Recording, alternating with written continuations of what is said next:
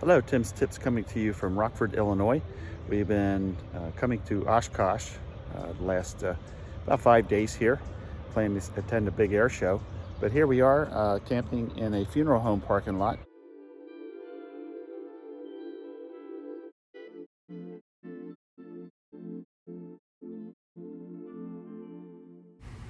This is our route on our trip here, approximately 3-week trip, and going out Route 30, coming back Route 30.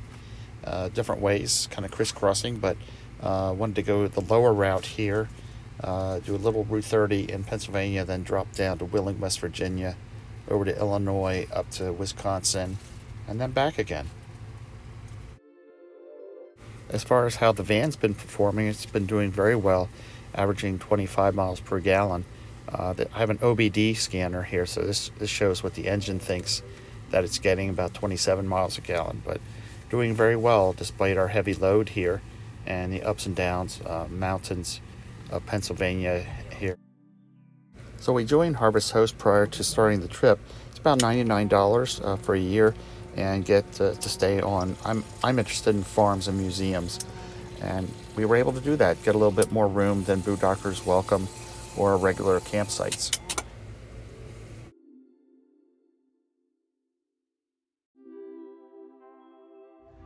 The good part of the funeral home area is that there's about 7.5 acres here. Nice wooded place. There's a bike. We just rode our bikes here. I just got this new Jetson, $249 for a used e-bike. Here, my son and I rode down to the river. It's pretty close to the Rock River. The downside is this is a crematorium, so here is the smokestacks. They're not running now, and I think it may not be an actual funeral home and crematorium anymore, since they have, I think they're repurposing it. But anyway, it was very nice of Harvest Host to let us stay here, and we'd recommend it again. We were looking for some quirky things to see on the Lincoln Highway, and there's a lot of it over the years. Here's the route of the Lincoln Highway, and we're taking it to Chicago, to and from Chicago back to the Philadelphia area where we are. And here's one of the first stops. And believe me, this is quirky. Ron's Antique Radio Museum. Now, Ron died several years ago, but his wife took up the gauntlet and gave us a tour of this very unique place. I never knew there were so many radios. They're broadcast receive radios, basically, AM, FM, shortwave, some police and aircraft scanners, or radios. Here's one of the first ones, just super old, with the tubes just sticking out. 1939 Fairbanks. Here's a bar radio. Have your drink while listening to the radio. All sorts of different radios, spark plugs, and you name it. Here's a ball antenna, one of the most unique antennas I've ever seen used.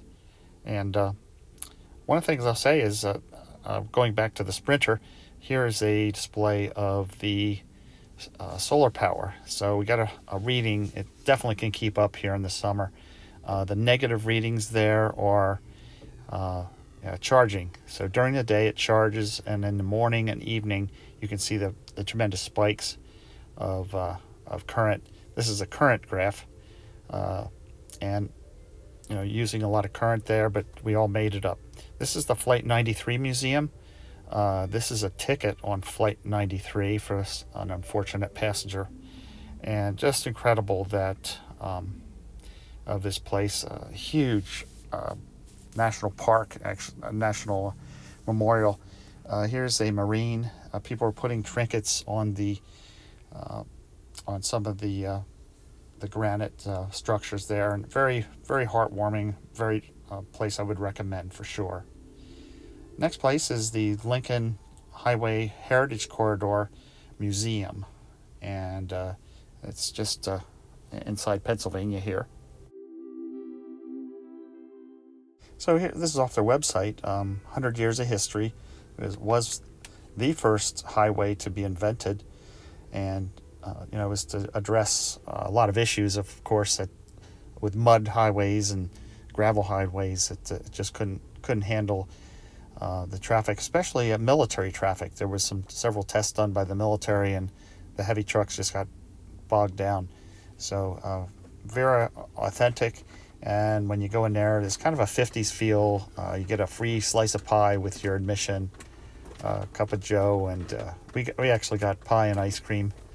So it was a great day. Christians cycling across the U.S. here on the Route 30. Christian, any comments for your viewers? You don't gotta pedal fast. You don't have to pedal fast. Okay. All right, grammar police, we get it. Look at that. Look at these muscles. It's already halfway across. There were some beautifully restored motels, stuff that you would have saw back in the 50s, and just impeccably maintained in the museum, as well as just memorabilia all around. Stuff that would cost, I would say, millions of dollars worth of memorabilia stored here because it was so well preserved and in mint conditions in some cases. Here's gas pumps. This is some of they actually, I didn't know this, colored gas blue to denote quality. Anyway, this is a diner, a 50s diner, and we had our own personal sort of guide here. This is actually some of the first diners were from train cars. So the train cars were brought in.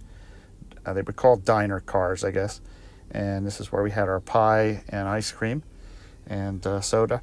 And the fellow in the hat is a historian, so he gave history of the Lincoln Highway as well as other Pennsylvania and other historical facts. So getting off Route 30, we wanted to go down towards into southern Ohio. So we went through Wheeling, West Virginia, where the Kruger Street Toy and Train Museum had a harvest host. So we stayed there for a bit.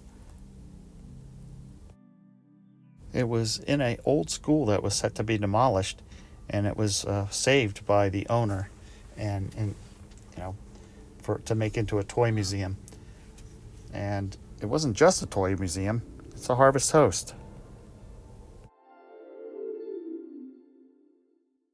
So we stayed behind the green-yellow caboose there. Stayed there overnight in a good neighborhood in Wheeling, West Virginia. And next morning we woke up, and at 9 o'clock they opened up. This is what we came into. So here we are at the Toy and Train Museum in Wheeling, West Virginia. What's your comment? I love the building. So here's the big wall of miniature toys. I guess you would call them figures. This was a pop gun that I guess you could shoot at. These figures have battles. Here is the North and the South. They actually gave them names. A little model bird kit, which I've never seen. I don't know if any of you are old enough to remember some of this. The world's largest puzzle. And then we moved on to the Cozy Museum in Columbus, Ohio. And then we stayed at another harvest host. It's a farm, and they happened to be closed when we got there. Fortunately, we were able to stay overnight. Here we are, ladies and gentlemen, Indianapolis Motor Speedway. We're having the Ferrari Challenge today.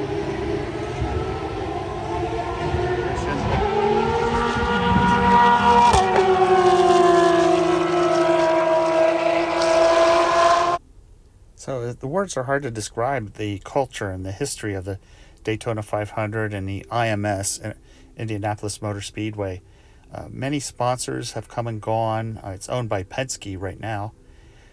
Very nice. And then we moved on to another harvest host in, where was it? I guess Ohio, where we saw just beautiful sunsets. And then we moved on to Springfield, Illinois. This is the home of Lincoln. And a tear came to my eye seeing how he got moved up in the legal profession and then went to Congress and then got elected for president and won. Just beautiful story of here's a guy that grew up in a cabin and then was able to work his way. He didn't want that. He didn't want the life of working in a cabin or a farmer. He wanted to be a lawyer, and he was a very good one. So with that, this is the end of this segment of our trip. I hope you enjoyed it, and please subscribe.